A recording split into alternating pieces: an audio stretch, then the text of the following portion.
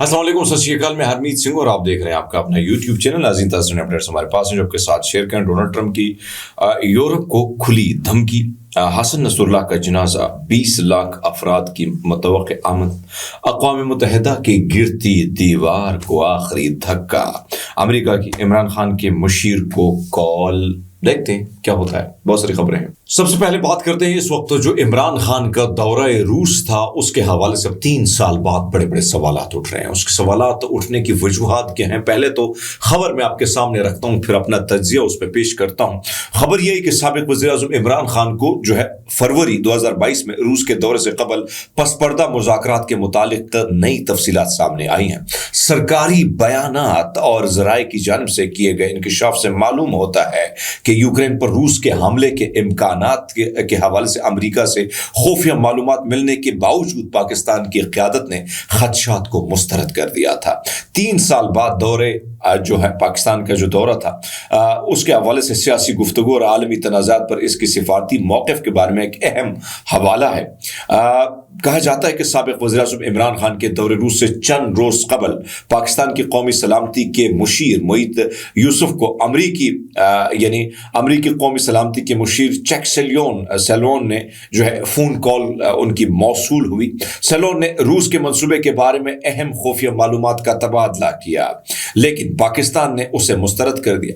मोईद ने अमरीकी खुफिया मालूमात को नाकाबिल एतबार करार दिया और सवाल किया कि क्या यह इराक में बड़े पैमाने पर तबाही फैलाने वाले हथियारों के दावे की तरह ये झूठा है, जो बाद में गलत साबित हुआ। एक ऐसे वक्त में जब बैनुल-अक़वामी मीडिया ये पेशगोई कर रहा था कि रूस किसी भी वक्त यूक्रेन पर हमला कर सकता है, इमरान खान के दौरे रूस के फैसले ने सवालात पैदा कर दी हैं। इस नुमाइंदे ने सरकारी हुकाम, साबिक वजीरों और सिक्योरिटी हुकाम से ये जानने के लिए राब्ता किया कि क्या मिलिट्री एस्टैब्लिशमेंट या दफ्तर खारजा ने इमरान खान के रूस का सफर करने के बरखिलाफ मशवरा दिया था या नहीं।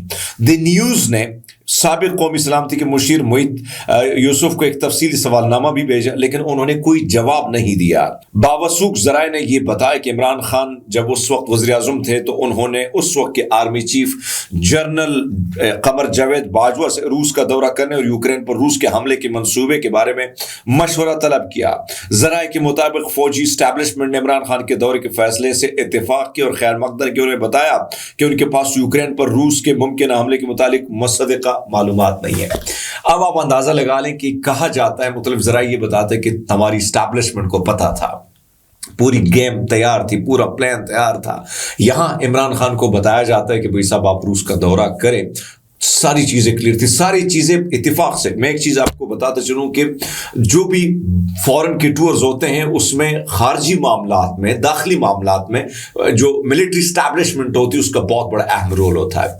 तो ये सब पूरी प्लान तैयार थी कि अमेरिका को जो है कम से कम एक जवाब पेश भी करने के, देखिए ये जो मामला है इसमें इमरान खान का मौक़िफ़ क्या है और हमारा क्या है। ये प्लान पहले से तैयार था। इमरान खान इस जाल में बुरी तरह फंसाया गया और जब वो रूस की तरफ जाते हैं और उसके बाद ये वाला दौरा जो है इंतहाई उसके लिए मुश्किलें पैदा कर लेता है। ऐसा नहीं है दोस्तों, मैं आपको ये बता चलूं कि सिर्फ अमेरिका नहीं बल्कि इसमें भारत भी शामिल था, इसमें चाइना भी शामिल था, टर्की भी शामिल था, दीगर अरब ममालिक भी शामिल थे इमरान खान को गिराने के लिए। क्योंकि सबसे बड़ा मसला इस वक्त ये था, यानी उस वक्त ये था कि एक तरफ तो जहां जहां ये लोग खड़े होते थे, जहां जहां यानी ये जो मुस्लिम ममालिक के जो लीडर अपने आप को कहते थे, या नरेंद्र मोदी जो है या चाइना जो है, वो उसके दिलो दिमाग पर भी बड़े खदशात डाले गए थे इमरान खान के हवाले से। हालांकि बहुत सारी चीज़ों के हवाले से ये सिर्फ खदशात थे, रियलिटी नहीं थी।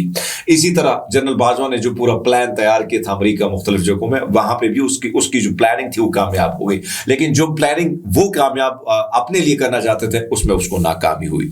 सो आप अंदाजा लगा सकते कि किस खुफिया तरीके से इन सब चीज़ों को रखा गया और क्या प्लानिंग तैयार थी, जिससे आप अंदाजा लगा सकते कि रिजीम चेंज होता है और पाकिस्तान में एक सियासी अदम इस्तेहकाम आता है। लेकिन याद रखिएगा, एक प्लान इंसान बनाता है, दूसरा रब बनाता है। आज उस इमरान खान को देख लीजिएगा जिसको पिंजरे में डाला हुआ है, पिंजरे में कैद किया गया है, लेकिन उसके बावजूद वो जिस तरीके से जब एक धाड़ उस अडयाला जेल से मारते हैं तो इनकी टांगे यानी जो है टांगे कांप जाती है। आप अंदाजा लगाते हैं, काम पे टांग जाती है, आप अंदाजा लगा सकते हैं।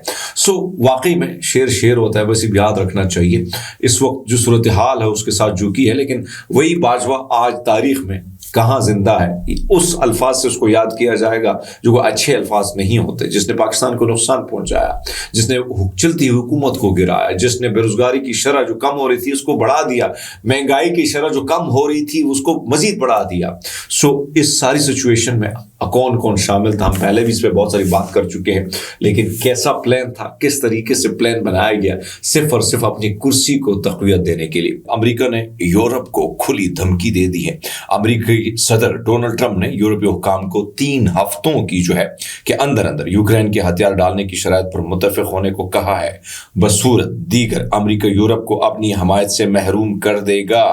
आलमी खबर रसा इदारे की मुताबिक यूरोपीय पार्लियामेंट के रुकन मेका अल्तोला ने यूरोपीय यूनियन और नेटो को के बाखबर ज़राए का हवाला देते हुए कहा है कि अमेरिका अब रूस की सिक्योरिटी खदशात की अवलीन तरजीह दे रहा है। यूरोपीय पार्लियामेंट के रुकन मिका अल्टोवा का कहना है कि अमेरिका चाहता है कि यूरोप ममालिक जल्द अज जल्द यूक्रेन के मसले को किसी न किसी मुआहदे के जरिए हल करे। अमेरिका हमें 3 हफ्ते दिए हैं, हम यूक्रेनी हथियार डालने की शराइत पर मुत्तफिक हो जाएं। अगर ऐसा ना हुआ तो अमेरिका यूरोप को छोड़ देगा।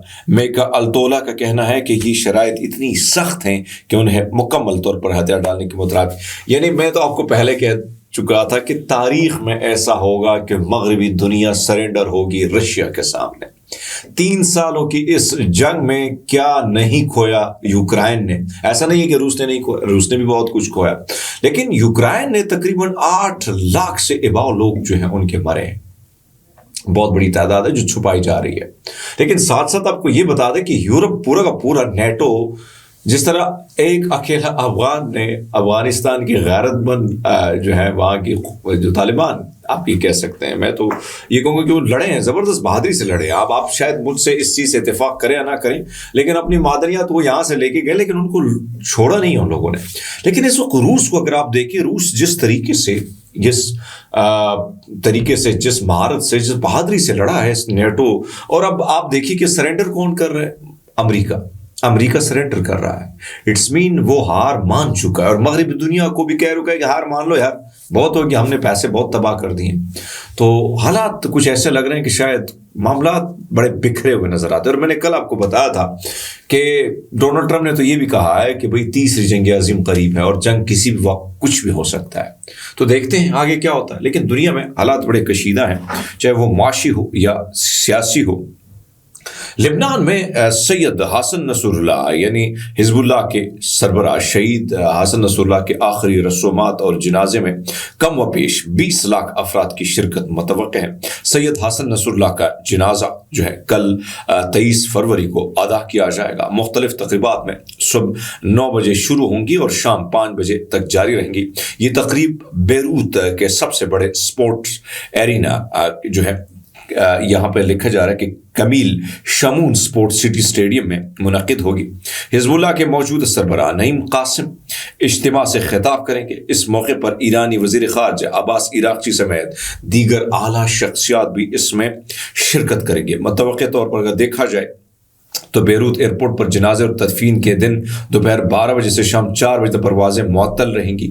ये तकरीब जो है हिजबुल्लाह की सियासी क़ुव्वत और अवामी हिमायत का मज़हर होगी, ख़ास तौर पर एक ऐसे वक्त में जिस तंजीम को हालिया जंग में नुमाया जो है वो आपने देखा है कि नुकसान का सामना करना पड़ा है। अरब मीडिया के मुताबिक बगदाद से बेरूत की परवाज़ें के तमाम टिकट जो हैं फ़रोख्त हो चुके हैं, जो इस बात की निशानदही करते हैं कि इराक़ में सबसे बड़ी तादाद इस अफराद जो है वो हसन नसरुल्लाह के हामी थे। अब आपने देखा कि जो सूरत हाल है उससे आप अंदाज़ा लगा सकते हैं, क्योंकि ये बहुत बड़ा इवेंट है। और फिर जारी बात है कि एक तरफ तो अब जो दरारें आने शुरू हो चुकी हैं लेबनानी गवर्नमेंट और हिजबुल्लाह के दरमियान डालने की कोशिश की जा रही है और कमज़ोर करने की कोशिश की जा रही है हिजबुल्लाह को। हिजबुल्लाह अगर कमज़ोर हो जाता है फिर लेबनान की जो बका है वो भी ख़तरे में पड़ जाएगी, याद रखिएगा। مسئلہ ہے، بہت سارے مسائل ہیں، لیکن کل کا یہ ایونٹ بڑا اہم ہے۔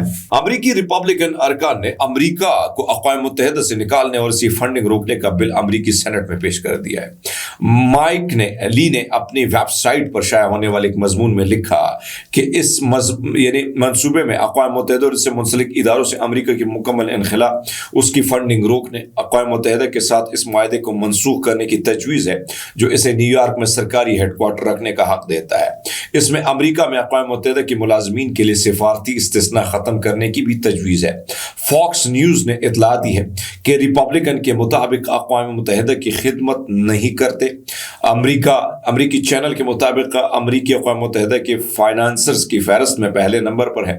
امریکہ نے 2022 میں اقوام متحدہ کو تقریباً $18 بلین فنڈنگ کی، جو بین الاقوامی ادارے کی کل بجٹ کے 1/3 کے برابر ہے۔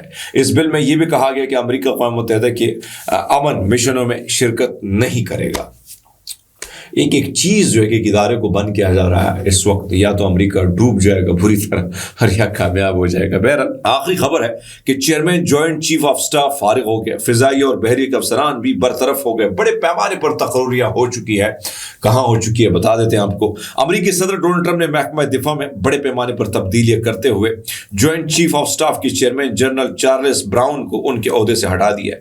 امریکی میڈیا رپورٹس کے مطابق صدر ٹرمپ نے اعلان کیا کہ وہ جنرل چارلس براؤن کی جگہ ریٹائر لیفٹیننٹ جنرل ڈین رازن کین کو نامزد کریں گے، جو سابق F-16 پائلٹ اور CIA میں عسکری امور کے ایسوسیٹ ڈائریکٹر رہ چکے ہیں۔ صدر ٹرمپ نے فوجی قیادت میں مزید تبدیلیاں کا بھی عندیہ دے دیا ہے، جس میں امریکہ کی فضائیہ بحریہ کے سربراہان کی جو برطرفی ہے وہ بھی شامل ہے۔